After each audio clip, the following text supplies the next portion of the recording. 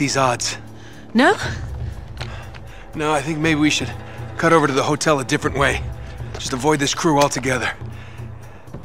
I'm sorry, do you have a plan to go along with that grenade? Yes, I do. Do it quietly. Yeah.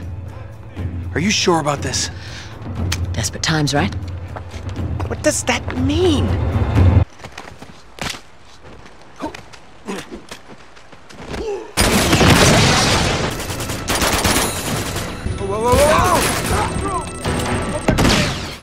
Hello fellow gamers and tech enthusiasts to what is a short video this week, as I have been busy across many areas at present, including my full-time job. Next week commences one of the highlights of my year, and I'm sure many of you, with the Game Developers Conference kicking off. Here we get to learn about the blood, sweat, tears and brains behind some of the biggest, most impressive games that have launched or are yet to.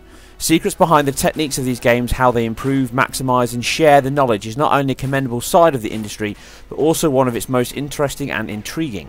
In preparation for a bunch of videos or articles I will cover on this over the next few weeks, along with my upcoming head-to-heads like DMC Definitive Edition or Bloodborne Tech Analysis and spoiler-free review. I just wanted to inform you all on only a very small selection of attendees here that I confirmed to give us a glimpse behind the engines that power these games. With proceedings kicking off on March the 2nd and running until Friday the 6th, it will be awash with information overload, so the possibility of me bringing, condensing and informing all of that is nigh on impossible. Instead, I will bring sections of talks and as much relevant information as possible from the teams at the conference. I'm sorry to say I'm unable to attend myself, but access to a lot of the information from these is available online. Kicking the show off on Monday is a DirectX 12 talk on visual effects from AMD and Nvidia. I know, in the same room as well. With this being aimed at graphics programmers in the industry, this will certainly be a full-on, in-depth tech detail aimed at explaining the benefits of GPU programming along with the CPU overhead reduction that DX12 will bring to PC and Xbox One. With the full suite of DX12 benefits and certainly hardware features still a little fuzzy, these talks along with more over the week will help focus this information so that we can finally get a clear idea on the entire package. Along with this, both Nvidia, AMD and Microsoft have their own separate talks on what DX12 will bring overall and to each hardware platform. AMD will have a talk covering its GCN technology that operates in its range of discrete PC GPUs and APUs, along with powering both big consoles.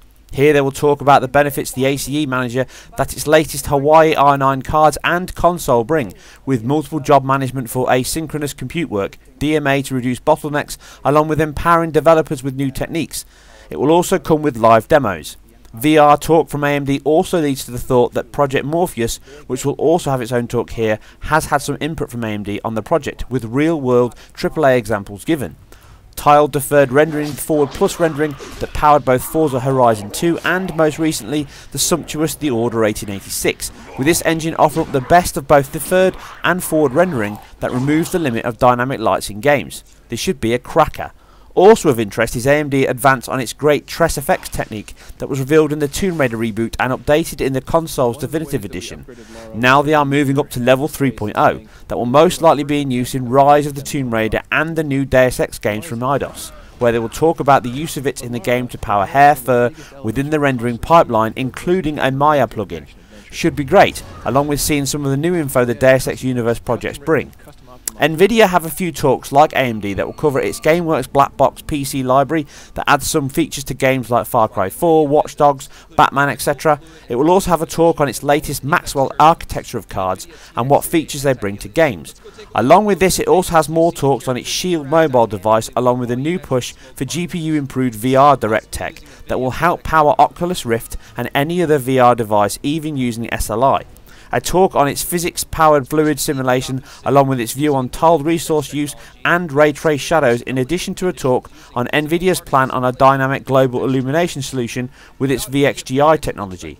A lot of info to come from Team Green at the event. Unity, no, not the Ubisoft game, but the popular cross-platform game engine, will be present with a talk on its adoption of the soon-to-be paradigm PBR rendering shift, along with its DX12 process. Global illumination with real-time probes leveraging GPU resource for computation.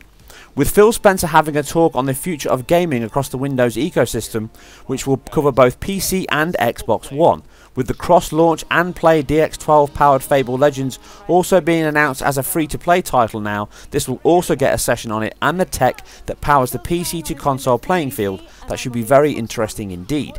There are many talks on Windows 10 and DX12 from various sections, so expect this entire veil to soon be lifted when the week is out. But DX12 is not the only high-level game API making its presence known at GDC, with GL Next having its own moment in the spotlight with Frostbite coding brain Johan Anderson from EA along with Valve, who will also use GL Next for its Steam OS and will include other devs from within the industry. GL Next is a direct competitor for DirectX 12 and aims to deliver the same or more performance improvements that DX12 will bring. With on-stage demos of its use improvement most likely against DX12, it is an API that could expand very well dependent on its showing here and could also influence parts of what Sony do with its own API on PS4, GNM, along with its higher level wrapper GNMX. It should be a good week for insight into where things are headed. Also in attendance is Alistair Brown talking about the crowd-funded Star Citizen and more specifically the single-player companion Squadron 42. This will gain us some insight into the techniques behind a as yet DX11 to 12 crossover PC game. The information will centre on the rendering tech in the game, from volumetric lighting for gases, smoke trails including gas clouds that expand for miles within the world. It will also give us information on the game's damage and shield system, which handles the impact and damage from various weapons. All in all, it should be an insightful look at a game that has still not had too much public showing as yet. Looking forward to it. Insomniac Games also have a few talks, with a great one talking about adopting sim use in its Sunset Overdrive game and how they handwrote parts of the engine to squeeze performance out of the engine with tips and tricks learnt on SSE and AVX. Ready at Dawn are also present, afresh from the launch of the Order 1886 and showing off another of its groundbreaking innovations in their hand-built engine, animation. With the game using the exact same assets in cinematics as gameplay, they needed a better way to blend motion from each. Here they will talk about the advances they made in real-time animation that added to the pre-rendered look of the game as much as the visuals. Check out more of the game here, and this is the talk I hope will shed more light on such an impressive start for RAD in the AAA space. Sir Galahad, this matter is not yet over. Of that you can be sure. Oculus Rift aka Facebook are also here to demonstrate the hardware and the software development kit needed to make games on the soon to be released VR tech. Expect a good set of demos here and some developers' names attached to the games that will come. As yet I am not sure if tech lead and programming legend John Carmack is present, but hopefully he will get some airtime. Sony will also have a session dedicated to its push into the VR with the Morpheus on PS4 and update where they are with the developers. But this is only the tip of what GDC has on offer. Sony Worldwide Studios have a talk on motion capture and how it is taking over the gaming world, along with talks on the PS4 SDK and debugging and optimization tools for the platform, in addition to a Unity section on getting smaller teams making games on PS4. The needs of great story development are covered, from multiplayer as seen in AC Unity to single player encompassing stories like the Order 1886, from virtual texturing used in Far Cry 4, which was needed to deliver a seamless open world at high quality texels, to the fast iteration and compiling of its code across hundreds of concurrent users. It really has a talk for everything. Even AC Unity gets an update on its physics-based cloth system, along with its novel GPU-driven draw submission system for Unity's dense city and characters. Sound design in games including delivering dynamic music driven by player action in indie games. To third-party middleware solution in Quantum Break with Umbra that performs shadow caster culling, 3D pathfinding and audio propagation, amongst others that helped power Advanced Warfare Rime and The Witcher 3. Naughty Dog are also in attendance, and lead programmer Christian Gerling that brought the built for PS3 Naughty Dog engine over to the PS4 with the impressive The Last of Us 1080-60 port in less than 12 months, and now being used to create the latest adventure of Nathan Drake. Christian is well versed in multi-threaded hardware, and here he will cover the fibre-based job system that they used to get the 60 FPS from The Last of Us, and still the target for Uncharted 4. This should be a great talk. Overall, there is something for everyone, no matter what platform, game or discipline of coding, design or tech you are interested in. Even animating women is now no longer too hard, thanks to GDC.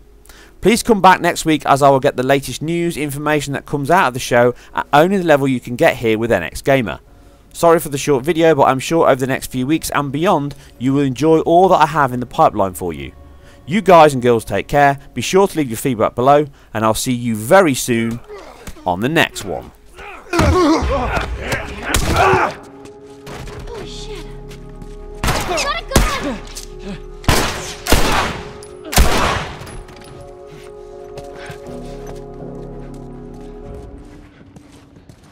Joel, there's the exit.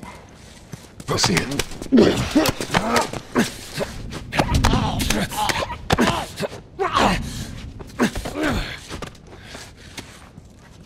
Jeez.